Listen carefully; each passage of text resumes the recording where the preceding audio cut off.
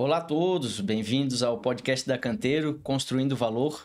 Hoje um convidado ilustre, especial, pioneiro, inspirador para todas as gerações e também continuando a linha, né, de pessoas que a gente tem trazido aqui para o podcast da Canteiro, que tem como objetivo auxiliar o mercado da construção civil, a indústria da construção civil, a trilhar o seu caminho da digitalização, né? Então, nossas boas-vindas e o nosso muito obrigado ao Rui Gonçalves, que é fundador, sócio e fundador e presidente do Conselho de Administração da AutoQI, uma empresa catarinense, brasileira, né? Expoente aí da área de tecnologia e que iniciou o processo, então, de uso da tecnologia da informação e da tecnologia de elaboração de projetos de engenharia aqui no mercado nacional. Então, Rui, muito obrigado por ter atendido aí o nosso pedido. Vamos conversar um pouquinho sobre tudo isso. Se você quiser, a gente já inicia, então, né, com a sua apresentação e o início de como foi fundar, né, essa empresa e esse hoje já quase legado aí que foi a AutoQI. Bom dia, Márcio. Bom dia, Marlon. Bom dia, Thiago. Bom dia. Primeiro, é um prazer imenso estar aí com vocês, né? São uma empresa que já atua bastante tempo na gestão digital dos empreendimentos. Aliás, um dos pioneiros aí a mexer com isso. E a gente acompanha com bastante carinho essas empresas. O Rodrigo lá, que é nosso diretor, sempre fala muito bem de vocês, acho que até estudou com colegas de vocês aí. E saber que existe gente pensando na frente. E a Canteiro está bem posicionada nesse relacionamento com o mercado. Então, nós ficamos muito felizes de ser convidados, né? E poder trocar um pouco de ideias e falar sobre o que é digitalização de verdade, né? Porque às vezes a gente acha que digitalizar é usar o Excel, é usar o Word, é fazer um aplicativo, né? Digitalizar é tudo muito, muito mais que isso. E eu acho que a nossa indústria, a construção civil, ficou para trás. E ela precisa recuperar esse tempo. Porque, como você falou logo no início, é a indústria da construção civil. A indústria automobilística, a indústria moveleira entenderam esse movimento bem antes. Você não vê um projeto de automóvel sendo feito em um mês e a fabricação dele no outro. A indústria da construção civil ainda às vezes pensa assim. Gastar muito tempo no projeto e executar com muito mais fluência, muito mais rapidez, com muito mais precisão, sem bugs. Acho que é isso que a construção civil tem que trazer com a digitalização. Maravilha. Então, conta um pouquinho, Rui, para a gente desse início dessa jornada, né? Lá no início, se quiser contar um pouco da sua graduação, como é que veio a inspiração, né? Você comentou um pouco na nossa conversa de bastidor aqui antes do início, né, das oportunidades em Florianópolis, né, o que tinha de oportunidade para o mercado de trabalho e como que iniciou, então, essa semente que está gerando tantos e tantos frutos até hoje. Bom, primeiro que as coisas na vida da gente acontecem para quem tem propósito, para quem quer fazer muito alguma coisa. Esse negócio de, vou fazer porque dá dinheiro... Cara, empreendedor que corre atrás de dinheiro antes de ter um propósito, pode ter certeza que ele até pode ganhar, mas é muito difícil acontecer algo de valor. Acho que eu sempre acreditei no propósito e no desejo de mudar alguma realidade vindo antes do dinheiro. O dinheiro é uma consequência disso.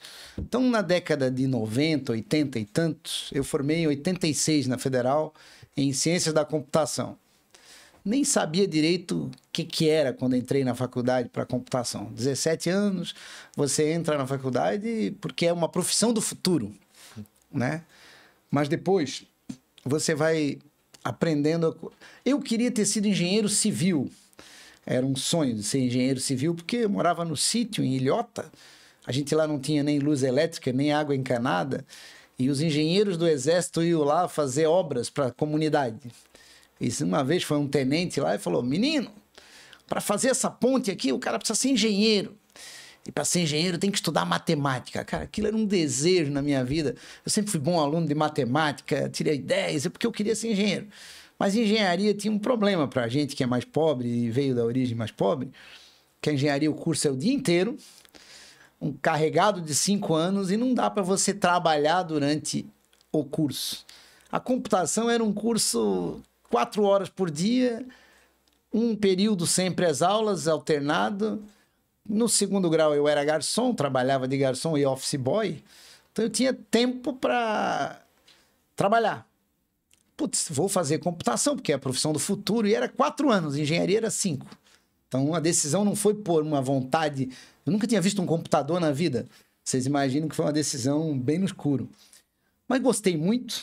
A lógica computacional abre a cabeça do negócio, da tua capacidade de articular, de pensar negócio. Cara, foi fantástico a computação. Desenvolvi sistemas de tudo que vocês possam imaginar no início. Até para funerária eu fiz um sistema, para vocês terem uma ideia. Na época nós demos o nome do sistema de pé na cova. Era zoação, mas foi engraçado.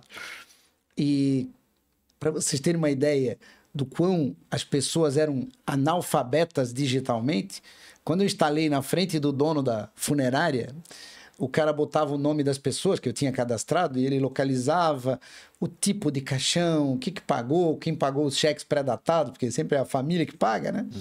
Para ele localizar quem é que não pagava, tal, porque o morto não dava de cobrar mais, né? E nessa história, uma hora ele botou o nome dele. Aí eu não achou o cadastro, botou óbito não realizado. Aí ele pegou, levantou na frente do computador. Como é que ele sabe que eu não morri? Ele sente que eu tô aqui? Vocês imaginem o que era. Eu só estou fazendo esse paralelo para ver na década de 90, 80 e pouco, como era a sensação da informática. Era zero, as pessoas não conheciam, era um mundo de oportunidade. E eu, vendo um colega engenheiro fazer cálculo estrutural à mão, falei, cara, mas isso dá de fazer no computador. E aí eu comecei a aprender a fazer cálculo, para aprender a fazer um software de vigas, e foi o que começou a AutoQI, de verdade. Foi o desejo de ser engenheiro se juntando com o meu conhecimento computacional. E um amigo que estava com aquele problema. Depois entrou o Jano, que vocês conhecem, é uma sumidade de cálculo estrutural, talvez uma das pessoas que mais entende e mais humilde que você vai conhecer no nosso mercado, e que nos trouxe muito conhecimento. Só que ao longo da história, eu fui entendendo que construção civil não era uma estrutura só. Eu fui fazer um prédio junto com amigos. E eu entendi, cara, como que a engenharia aceita isso? Um projeto de hidráulica e de elétrica era um detalhe num prédio, numa folha. O encanador fazia do jeito dele, o eletricista fazia do jeito dele. Depois o bombeiro mandava quebrar tudo, porque tinha gás junto com elétrica, tinha misturança toda. Cara, isso não pode acontecer aí. Aí começou o desafio e a jornada da AutoQI de entender que precisava digitalizar o prédio. Ele era um movimento 3D que ia ser construído com desenhos parciais do que seria feito. Pô, daí a gente começou tal, e no ano 2005, 2006, eu comecei a entender que a obra era uma coisa inteira, que tinha que ser digitalizada e que tinha que trabalhar antes, muito antes, para ir lá para o canteiro de obra. E eu acho que é o trabalho que vocês vêm fazendo há muito tempo. Trabalhar muito antes para alguém não fazer bobagem lá na obra, né? Não é para economizar, é para não gastar errado. Porque o caminho de construção de uma obra, ele é um custo, não tem como mudar. Uma parede custa uma parede, um tijolo custa um tijolo, não tem como mudar. O que não dá é para fazer a parede 3, 4 vezes, ou quebrar ela 2 vezes porque você esqueceu de passar uma tubulação, ou porque você esqueceu que ali tinha uma porta, ou que ali ia passar um duto de ventilação, ou porque não cabe o caminho dos dutos das churrasqueiras, que alguém esqueceu, que tem uma churrasqueira, mas que parece que a fumaça desaparece, né? Todo mundo acha que as coisas acontecem, mas as coisas têm que ser planejadas para acontecer. Então, foi aí que nasceu todo o nosso interesse por digitalizar a construção civil. E daí vocês então criaram essa pequena ferramenta, vamos dizer assim, inicial de cálculo estrutural e conseguiram comercializar ela. De onde é que veio essa sair do MVP, né, do mínimo produto viável? Quando é que vocês começaram a se tornar de fato uma empresa, um negócio? Bom, cara, foi muito legal isso porque a gente fazia prestação de serviço, como eu falei, para desenvolvimento de software de diversos caminhos, e a gente focou um dos nossos sócios, o Eberic, o Ricardo Eberhardt, que era o nome dele. Por isso o software é Eberic, porque ele usava o nickname na época em DOS, Eberic. E o Ricardo Eberhardt foi nosso sócio fundador também. Eu, o Pereira, trabalhávamos desenvolvendo sistemas para terceiros, estoque, folha de pagamento, contabilidade, qualquer coisa. Faturávamos, dávamos aula no Senac, informática, e o Ricardo e o Jano trabalhavam especificamente desenvolvendo estruturas, e a gente dividia o pouco que ganhava para poder sobreviver. E surgiu o primeiro programa nosso, que foi o Proviga, que era para uma viga, isoladamente. E foi um sucesso, porque a gente vendeu. Eu tinha um Fusca, o Ricardo tinha uma guitarra, o outro tinha uma moto, vendemos tudo isso. O Jano vendeu uma Paraty, e nós compramos um stand na FenaSoft, em São Paulo, em 1990. Fizemos caixinha, embalagem, manual, fizemos algo bem diferenciado. E lançamos o Proviga, que era um dos primeiros programas de vigas que detalhava, desenhava num preço acessível. E foi um sucesso, vendeu milhares de cópias. E aí a gente foi fazendo pilar, laje, fundação, tudo que compõe uma estrutura. E em 93, o Ricardo pegou um câncer com 27 anos e faleceu.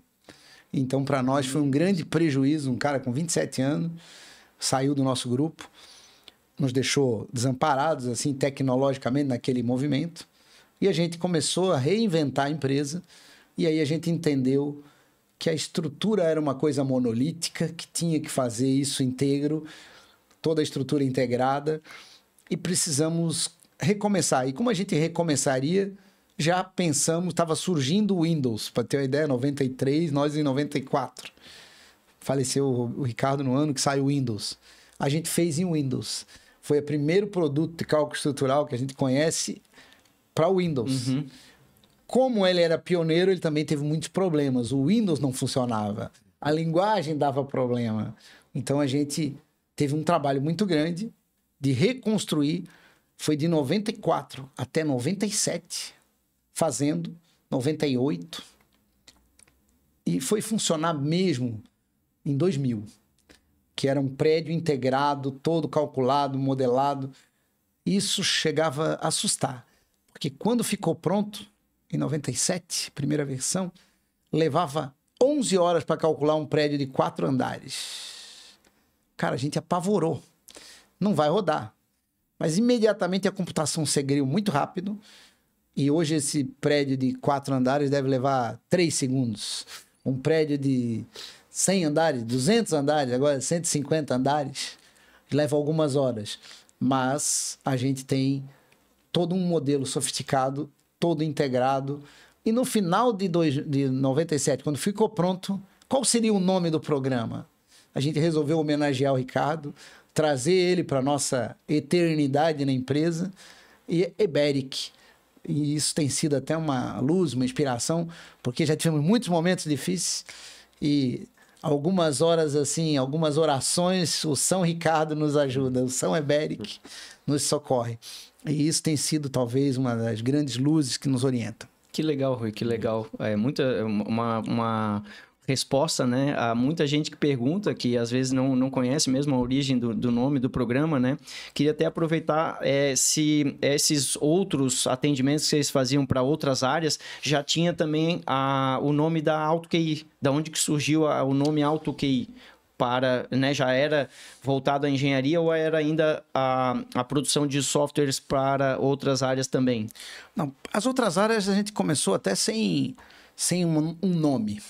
Estava desenvolvendo. O AutoQI nasceu quando a gente queria ir para a área de engenharia. E o nome quem deu foi o Ricardo. ele escreveu Auto QI no caderno, ele deu 3 nomes para nós, Auto QI, cérebro e mais não sei o que lá. Aí, vai esse Auto QI. Ele tinha um Auto QI, ele era iluminado. Ele e o Jano são pessoas acima da média, ele era. Eu falo são porque de alguma forma ele nos orienta. Ele era um cara acima da média, ele foi um dos melhores alunos da nossa faculdade, aquele cara que aprendia as coisas subjetivamente, sem tu imaginar como é que ele aprendeu, porque tu não conseguia entender aquilo. E o Jano é assim, os dois tinham uma sintonia fina de trabalho. Dois loucos trabalhando em engenharia, a gente só viu o resultado, né?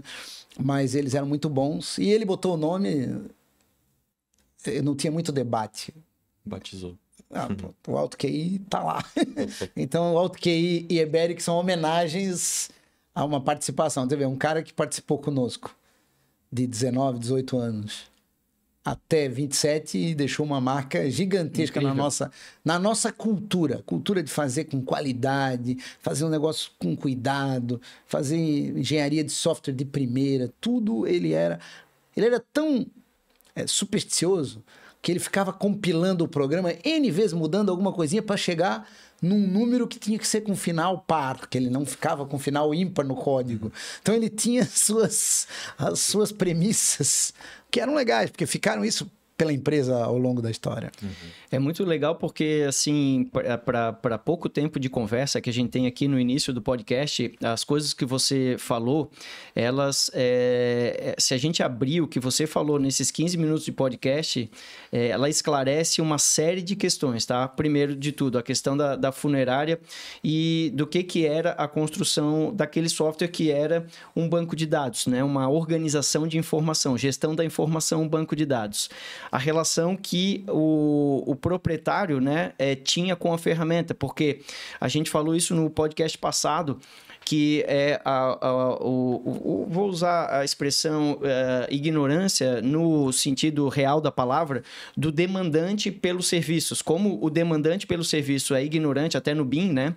Ele não sabe exatamente qual é o potencial da ferramenta. E no mercado da construção civil, né, o investidor, às vezes, ele não tem a vivência de como se fazer o processo todo de projetar, depois de orçar, depois de detalhar, depois de começar a executar, etc. É uma cadeia muito longa, né? Então, gestão da informação, essa relação do demandante, a gente vê até com a IA hoje, né? As pessoas têm um certo susto, acham que ela tem vida própria e, na verdade, é simplesmente uma programação, né? Com base em consultas a banco de dados. E daí vem também a importância das pessoas, né? Como você falou do Ricardo, pessoas que fazem a diferença, né? Indivíduos que fazem a diferença. Então, a gente tem uma evolução desde do computador, do software, né? Das pessoas utilizando o raciocínio para ligar tudo isso, da evolução do hardware também, né? Não só do software, mas o que você falou do tempo que demora para processar é o hardware, né? Esqueci o nome do processador, né? O HD, enfim, né? Toda a tecnologia que permite. E a gente chega, então, até a pergunta que eu quero te fazer como você, ao longo da carreira e da empresa, identificou a formação de times? Como é que você fazia essa seleção de pessoas? Porque essa é uma habilidade, uma das maiores habilidades suas é identificar essas pessoas, esses parceiros extraordinários e continua até hoje dessa maneira, né? Conta um pouco pra gente, Rui, como é que é esse processo de seleção, de identificação de habilidades de pessoas? Bom, primeiro que habilidade de pessoas é o que faz a nobreza do ser humano, né? A nossa capacidade de aprender, de assumir compromissos e transmitir para as próximas gerações.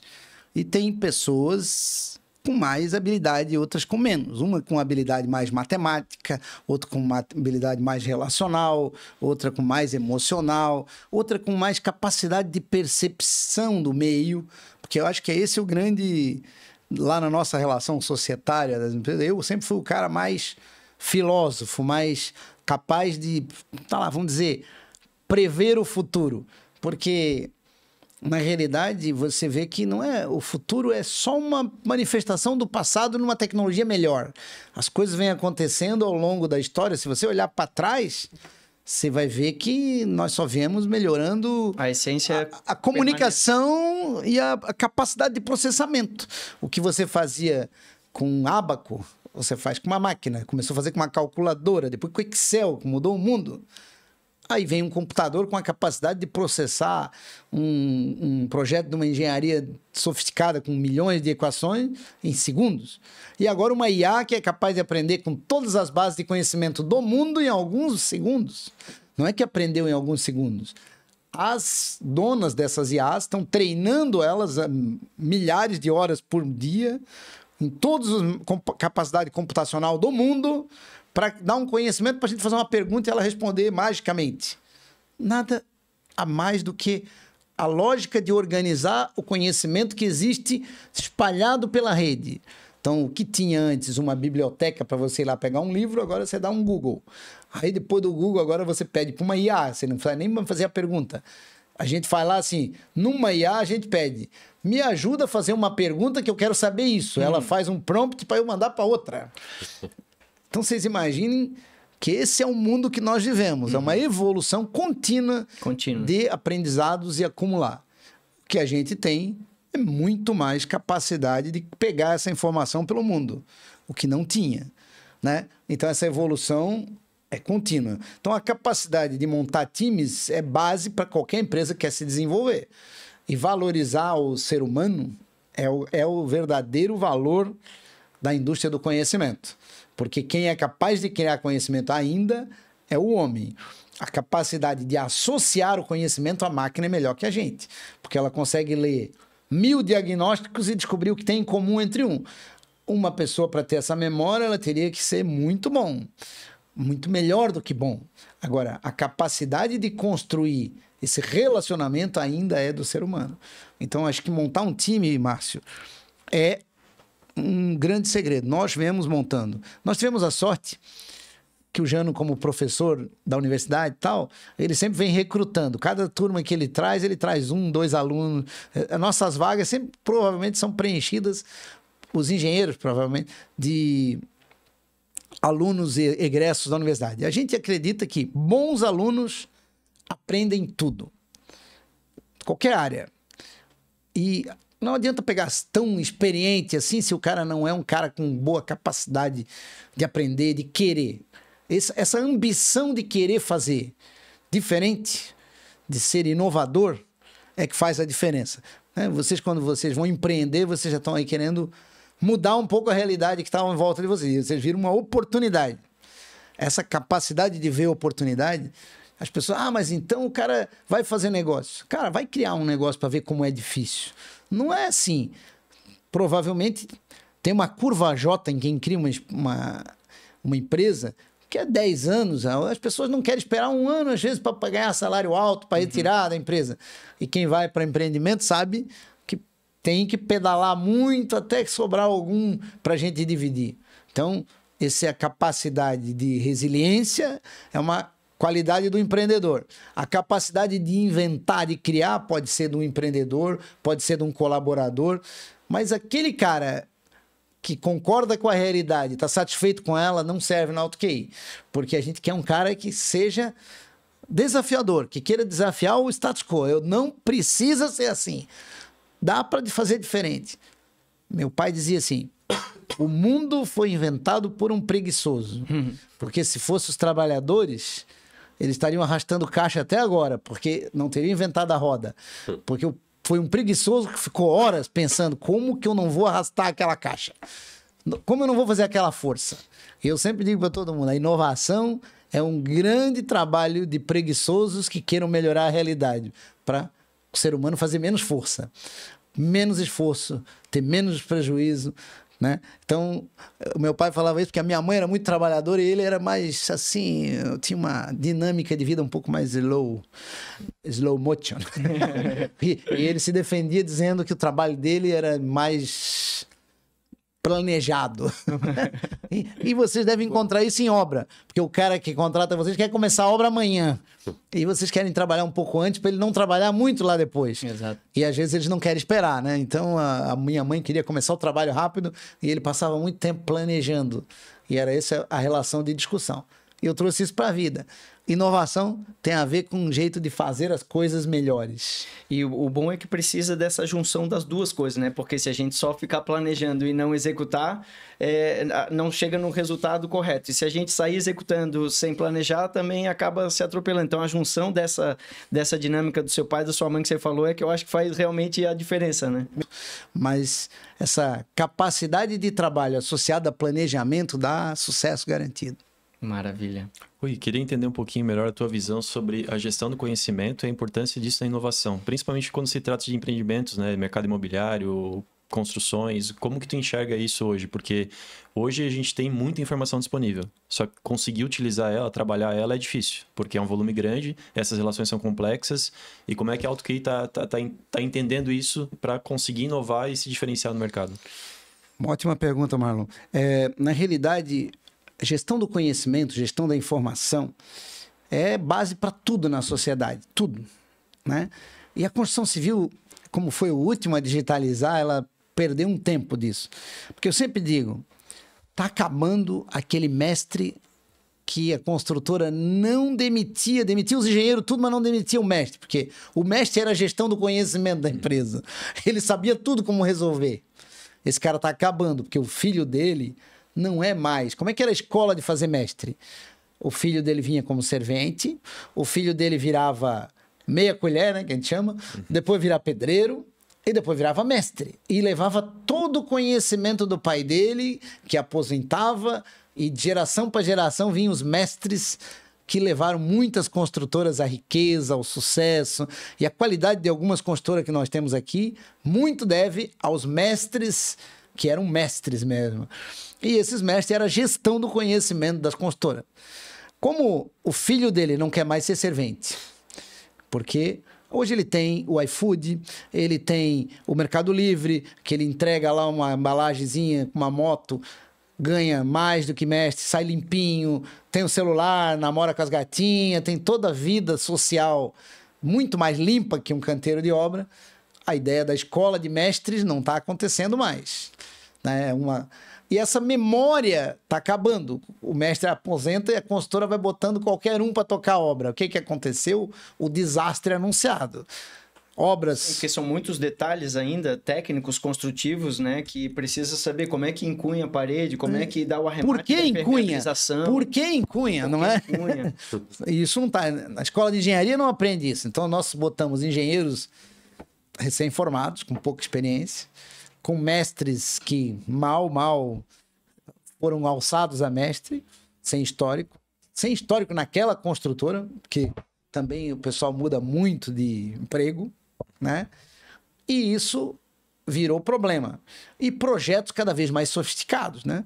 Nossas obras eram bem mais simples. Hoje nós temos sistemas de tudo que é tipo, desde automação, ar-condicionado central, temos exaustão de aspirador de pó nas paredes, central, tudo isso tem que ser planejado. E aí tu bota isso no modelo de construção, para um mestre para um engenheiro recém-formado, o desastre é anunciado, só vai acreditar nisso. Então, a gestão do conhecimento deveria e é a base para tudo. Então, nós, com o advento do BIM, o BIM melhorou a capacidade de projetar, de planejar o empreendimento mais integralmente. Eu digo que é construir virtualmente. Começou um pouco errado esse modelo do BIM, porque começou muito focado no arquiteto, no projeto arquitetônico, e deixaram um pouco a engenharia de lado. Então, passou modeladores fazer projetos complementares, calculistas não muito bons, mas já que tinham habilidade com o BIM, ser contratado porque faziam em BIM. Só que aquele senhorzinho que calcula 20, 30 anos, que faz projeto há 20, 30 anos, sabe da engenharia. A engenharia que é muito mais importante que o modelo que está por trás, né? Então, o conhecimento da engenharia deixou O BIM deixou um pouco o conhecimento da engenharia de fora. Mas, de certa maneira, foi uma oportunidade de ter o arranque, né, Rui? Daí agora está sedimentando essa... Foi o arranque, não foi muito feliz porque continua consumindo na obra o projeto em 2D. Eu faço um negócio bonito, construo virtualmente e mando um monte de prancha para a obra para o cara, mesmo aquele mestre ruim lá, interpretar.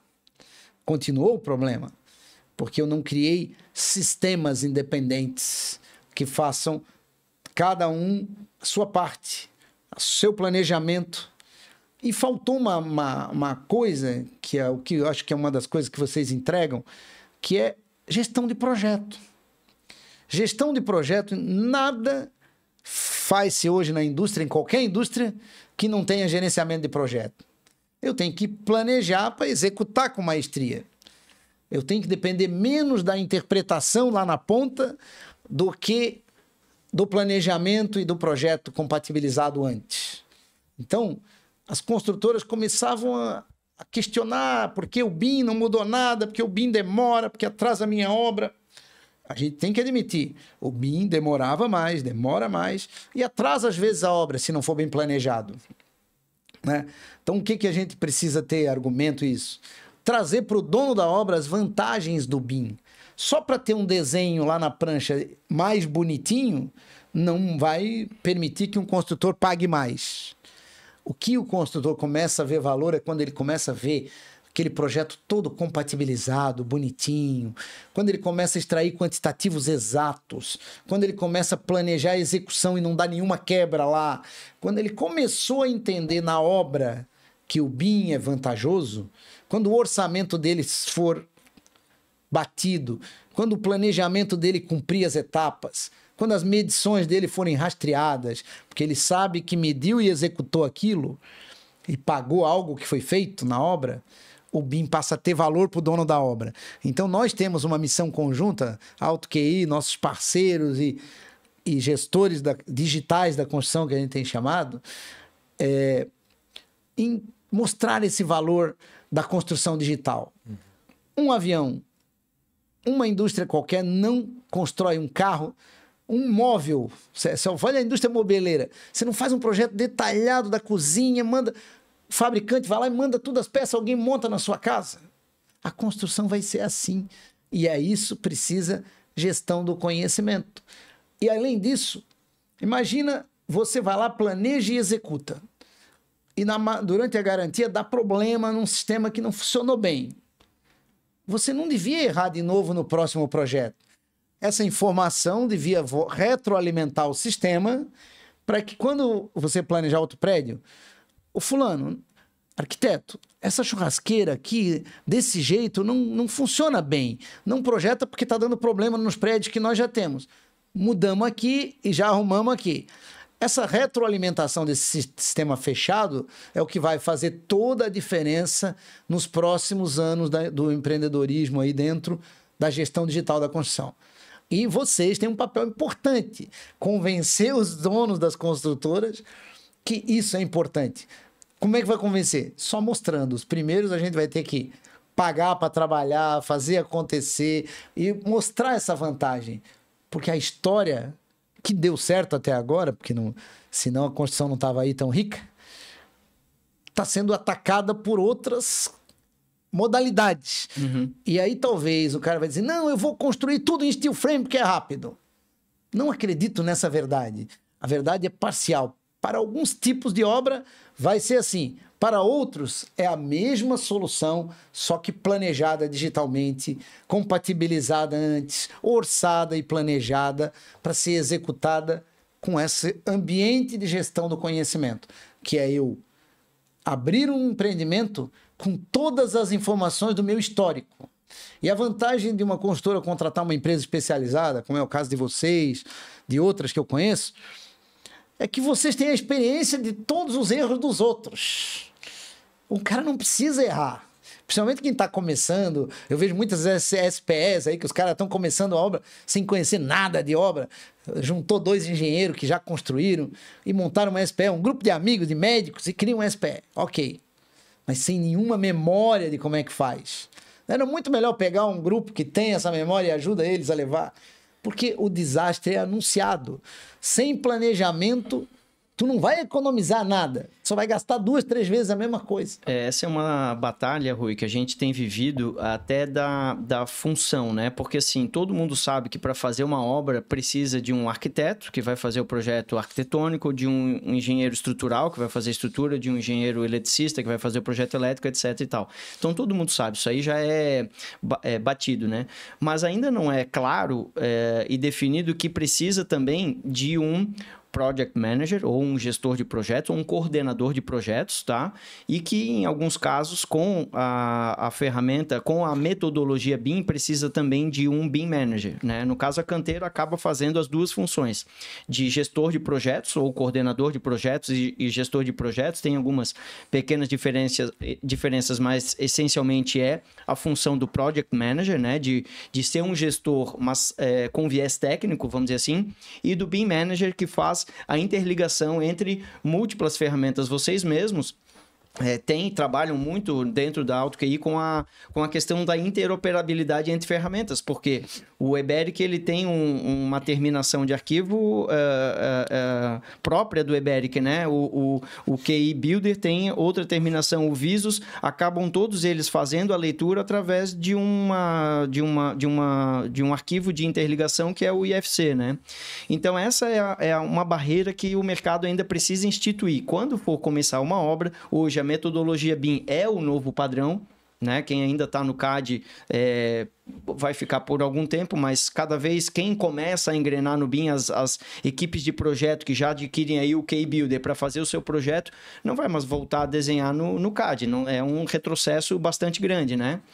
E então essa figura do coordenador do projeto, do gestor do projeto, ela precisa estar presente no hall de atividades, né? Então ainda tem até uma batalha. A gente viveu formas de precificação, porque se ela ainda não era nem necessária, né, para existir, a gente quase que forçou dizer, olha, tu pode fazer por conta própria, tu pode compatibilizar por conta própria, mas ter alguém cuidando da interligação dessas coisas todas pode te facilitar um pouco, né? Então, acho que essa é uma barreira que o mercado ainda está aprendendo. Boa parte da indústria já entendeu isso e já contrata coordenador de projeto, gestor de projeto, mas acho que é uma batalha ainda que está em curso, né? Quem sabe num futuro recente a gente não tenha mais isso, né, Thiago? Como você comentou, né? O BIM, a tecnologia, ele veio para redistribuir as responsabilidades, né? O que antes estava muito centrado, talvez, na incorporadora ou no mestre de obras, agora volta muito para o projetista. Porque se o projetista não detalhar, não tem mais conhecimento na obra, não vai ser executado da maneira correta. Então, eu queria entender, assim, até um pouco da AutoQI, como que você vê essa redistribuição de responsabilidades, né? Quão responsável hoje o BIM Manager, o projetista, o incorporador, para realmente chegar numa obra execuível, que traga lucro, traga um bom VGV, e realmente seja de qualidade, porque muitas vezes, como você comentou, a gente tem mercado SPE, muitos aventureiros, por ser um mercado muito frutífero, que ainda vale muito a pena, né? Então, mesmo errando muito, ainda dá muito lucro, mas conforme a competição aumenta, esses amadores, digamos assim, da construção civil, acabam se perdendo, ainda mais agora com a parte de industrialização, cada vez menos mão de obra na obra. Como que a gente vai fazer para realmente ter projetos de excelência, né? Qual é o próximo passo para chegar num Brasil ali um pouco mais próximo da Europa, um pouco mais próximo da América do Norte? Como é que a gente por onde vai passar essa distribuição de responsabilidades? Bom, sempre tem as vantagens de começar depois. Quem começa antes paga o preço de ser desbravador. O Brasil não passou antes, né? A Europa, Estados Unidos, não tem esse problema nosso, porque eles sempre não tiveram mão de obra. Então, eles tiveram que padronizar as construções deles. Eles limitaram os projetistas. Você vai ver, o arquiteto lá não é tão criativo quanto o nosso aqui. Os nossos arquitetos, por incrível que pareça, são muito bons. Uhum. E criam obras de arte. Se constrói obras de arte. Cada terreno, a gente cria um empreendimento de acordo com o terreno. Já está sendo feito contas se vale a pena. Se não é melhor encaixar um projeto meio pronto e ganhar algum tempo e perder algum metro quadrado naquele terreno. Eu já questiono isso. Às vezes vale a pena. Quando a gente tem uma obra de arte, uma frente-mar, um empreendimento desse, cara, é uma obra de arte. A obra de arte não tem preço. ela tem percepção de valor, não é isso? Então, o que você falou muito bem, Thiago. O projetista voltou para o centro do negócio. No início do BIM, acharam que o projetista era descartável, que era um modelador e estava tudo certo. Aí, quando for para as obras, deu problema na hora de construir, não funciona, volta o projetista. Eu sempre falo o seguinte, Thiago. Acho que o gestor digital da construção civil, que é hoje o que eu enquadro a Canteiro como uma GDC, é um agente novo, que é o gestor digital de construção civil. É o cara que traz a memória, o conhecimento, traz a compatibilização. O pessoal compara a compatibilização só com botar os clash no lugar. O tubo não passou ali, querem... Ah, mas isso eu tenho um garoto lá, meu sobrinho, que mexe no Revit e ele compatibiliza. Cara, compatibilizar é muito mais que isso. É fazer os sistemas funcionarem virtualmente, né? É olhar, isso funciona, isso não funciona, isso aqui não é assim, isso aqui é prioritária, é prumada tal, essa prumada aqui, cara, a ventilação é preciso fazer aqui, eu preciso ter um espaço que não vá matar um apartamento aqui, a sacada lá embaixo, a garagem... Tem que pensar no contexto total do empreendimento. Isso é compatibilizar tudo, né? É fazer os sistemas funcionarem cooperativamente. E isso, para uma construtora grande, eu tenho lá 10, 5 lançamentos por ano, grande, vou lançar... Eu acho que esse expertise tem que ser interno. Ela pode receber uma consultoria de uma empresa como a de vocês para fazer eu chamo lá o QI de BIM One. Primeira obra BIM. Não vá sozinho, vai apanhar. Vai com quem já fez. Porque sabe como contratar, sabe como compatibilizar. Mas se eu vou ter esse movimento de botar 5 obras por ano, 10 obras por ano, vou correr, tenho volume, justifica ter um time interno que absorve esse conhecimento. Capacita ele com uma consultoria e tal, mas tenha talvez uma consultoria de apoio, até para trazer conhecimento fora do teu sistema, porque às vezes tu tá ali fazendo numa bolha e o mundo tá mudando ao teu redor e você não percebeu. Uhum. Então ter um contato com alguém que tá conectado com o mercado, as novas práticas, que constrói aqui em Balneário Camboriú, que já é outro mundo de construção, né? Precisa ter esse relacionamento. Agora, para quem faz 1, 2 obras por ano, ter essa equipe interna é um custo alto demais que não permite...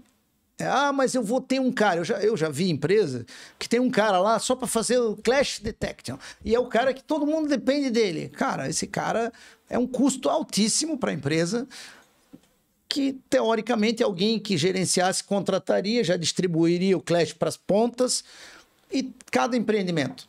É muito melhor eu pagar um setup daquela obra para uma empresa de consultoria, dizer, ó, Canteiros ou Nord ou qualquer um que faz isso, chega lá e diz, ó, seta essa obra para mim rodar? Pronto, ele faz. Agora, quer rodar essa obra para mim? É outro serviço digital. Quero ser o meu gerente de projeto. Porque tu ter um gestor digital, um BIM manager, não sei o que, para tocar um empreendimento ou 2, tu vai adicionar uma camada de custo que não há necessidade, que poderia ser diluído e ainda todo mundo ganharia mais. E depois perder o histórico também, Rui, porque esse cara depois pode ir para uma outra empresa por um salário um pouco menor e perde todo o histórico, né? É porque enquanto ele está aprendendo, ele está bem dentro do sistema. Quando ele ficar grande, ele aumenta o custo.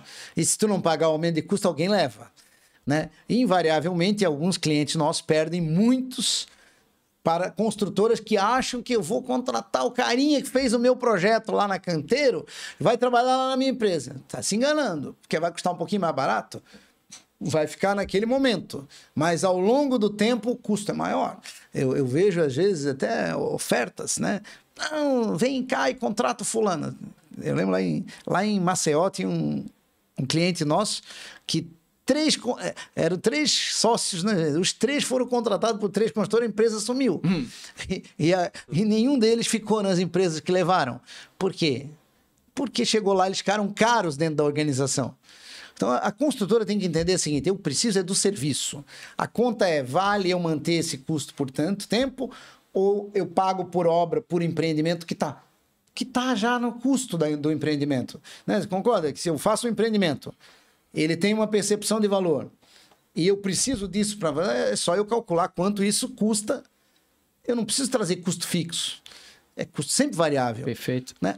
Tem um trabalho maior de setup, e depois a gestão, que é de monitorar os indicadores. E coloca no custo do produto, né? Eu faço muito a distribuição de valor de proposta nossa, de prestação de serviço, às vezes até por unidade habitacional. Por quanto que custa por apartamento, entende? Para ver quão barato é. Às vezes é o custo de dois conjuntos de vaso sanitário com caixa acoplada. Toda a gestão da engenharia toda, de todas as disciplinas de projeto, às vezes custa mais barato do que 2 conjuntos de vaso sanitário mais a caixa acoplada, por unidade habitacional. Então, tem vaso hoje caro. Mas mesmo vaso caro, é porque, proporcionalmente falando... Mas eu digo... Não faz sentido quando tem volume pequeno de obra. Exato. A conta é melhor terceirizar. Eu faço a conta, mostro matematicamente, e quem... Fora que aquilo que você falou, não é que ele vai necessariamente economizar, ele vai deixar de gastar, porque quando ele não faz o processo de maneira adequada, integrada ou compatibilizada, buscando as melhores soluções, como você brilhantemente demonstrou aqui, deu alguns exemplos que já deu para qualquer um entender, né? O que é a compatibilização, né? Integração e busca por soluções. Sem isso, ele vai gastar muito mais, porque vai ficar tudo isso depois concretado e escondido, né? Parece que está tudo legal, mas se a gente descascar o prédio, estão lá permanentes aí os custos e as incompatibilidades. Como é que é? A argamassa e o reboco cobrem tudo, mas o tempo descobre tudo. Não é isso? Sim. A gente precisa entender que quando você contrata uma consultoria GDC, você não está contratando só o trabalho de compatibilizar ou de orçar. Você está tratando toda a memória, essa engenharia de conhecimento que o Marlon falou, de todo o histórico de vida daquela empresa. Ele não vai deixar você errar naquilo que eles já erraram. Eles mesmos já erraram. Não teve ninguém que diga, eu nunca errei no planejamento, ou na execução, ou num projeto. Mas você não erra de novo. Então, não é só o que o cara te entrega, aparentemente parece que é simples. É tudo aquilo que ele tomou de decisões antes para chegar ali. Né? Porque se eu vou decidir que eu vou usar sprinkler ou vou usar sistema tradicional de incêndio, pode ser totalmente diferente. Mas agora, por exemplo, quem adotou uma solução é porque lá na frente o bombeiro vai exigir, aí você volta lá e tem que arrumar porque não pensou que o bombeiro ia exigir. Ah, mas o bombeiro não botou explicitamente no projeto. Cara, o bombeiro aprova um projeto. Mas a hora de tirar o albite, o alvará, ele pede outra exigência. Às vezes eu fico tentando entender como que deveria ser palavra, assinou, está aprovado, não tem questionamento. Vocês sabem que não é. Sim. Não é verdade? Não basta estar aprovado. Outro dia eu vi uma reportagem, uma discussão, não me lembro se é em Maceió, que um prédio não recebeu a BITS por uma diferença de 45 centímetros e que a construtora alega que executou o projeto conforme a aprovação. Então, eu quero ver o desfecho depois. Rui, mas falando em gestão, a AutoQI tem algumas ferramentas que favorecem essa gestão, né? Uma delas é o QI Cloud, né? Eu não sei exatamente o nome comercial, mas o Workflow, se é QI Workflow. Não é Visus. Visus Workflow. Tudo está virando Visus. Certo. Só para vocês terem uma ideia, o que a gente está fazendo na AutoQI. Baseado em gestão do conhecimento, tá? Tudo isso IA, gestão do conhecimento. Nós estamos transformando tudo. Nós entendemos o quê? A gente tinha o QI Cloud, agora é Colab. Visus Colab. Visus Colab, que é colaboração. Eu entendo que os projetistas têm que trabalhar em colaboração e aqueles 90% dos clashes que acontecem, os projetistas têm que se resolver sozinho. Eles têm que entregar para a empresa que contrata eles e o que o gestor digital tem que fazer? Dá para eles as premissas. Faz assim, eu quero esse sistema, quero isso. Por isso a importância do gestor. Mas ficar olhando se tem um tubinho batendo no outro, isso aqui é problema de projetista. Pode ser... Eu não contrato projetista que queira que eu compatibilize para ele. Está lá, ele tem que estar conectado e vendo. Hoje, as nossas ferramentas todas. Eberic abre todos os complementares dentro, seja Revit, seja no que for. Você traz o IFC para dentro, eu abro as paredes, eu vejo um estrutural que botar um pilar no meio de uma porta é porque ele não abriu o IFC do arquitetônico. Um cara que passou uma promada de hidráulica dentro de um quarto é porque ele não abriu a estrutura e os outros junto. Então, isso o cara pode abrir e já pré-compatibilizar. Não precisa alguém dizer, tira esse tubo para lá. Tá batendo na viga, tem que tirar 10 centímetros para o lado. Ah, mas eu preciso de um shaft maior porque não passa todos os tubos. Cara, ele já pode ver que o shaft está pequeno. E já avisar o arquiteto, tudo por dentro da ferramenta, comunica. É isso que nós acreditamos. Teve alguns problemas de velocidade, desempenho em algumas ferramentas? Tem, porque a gente bota complexidade, começa... Mas isso a gente está evoluindo e nós entendemos que eu preciso mais do que os projetos. Preciso das informações todas. Então a gente está criando Visus Plataforma, que é aonde tudo que vocês fazem é setado na obra para ser o grande motor da obra. Nós entendemos que a ferramenta principal é planejamento, gestão de contratos e medições. Isso é o fluxo do motor da obra. Nós vamos estar lançando nos próximos dias isso aí, e é um grande motor de gerenciamento de contratos. E só para ter uma ideia, como essa evolução vai chegar e acontece, nós tivemos agora na Construir ali em Balneário Camboriú. Mas não teve lá acompanhando. Nós tivemos lá e eu tive a oportunidade de conhecer uma empresa fantástica lá de instalações. O cara é um instalador fantástico. O cara tem terceira geração, avô, pai... De execução ou de projeto? De execução. E também fazem projetos complementares. Mas ele é nosso cliente lá do K-Builder. Uhum. Só que o que acontece? Ele tem toda a sistematização da industrialização da montagem. O cara tem equipes para marcação, equipes para cortar parede, equipe para passar tubulação, equipe para fazer a instalação. Ele gerencia as horas, as atividades. O cara tem um gerenciamento de projeto fantástico. Quando ele viu o que a gente está fazendo no workflow, conectando com o aplicativo de medição e tal, que a gente vai pegar um projeto, a gente quer pegar um projeto do K-Builder, distribuir ele em atividades, distribuir ele por equipes, abrir as tarefas e o cara executar ele lá na obra e o cara saber no canteiro. Então, só para você ter uma ideia, o cara mede o tempo das equipes para fazer uma laje em todos os procedimentos. Eles fazem para a Embraed desde a primeira obra da Embraed. Eles são anteriores à Embraed. A Embraed faz todas as obras com ele.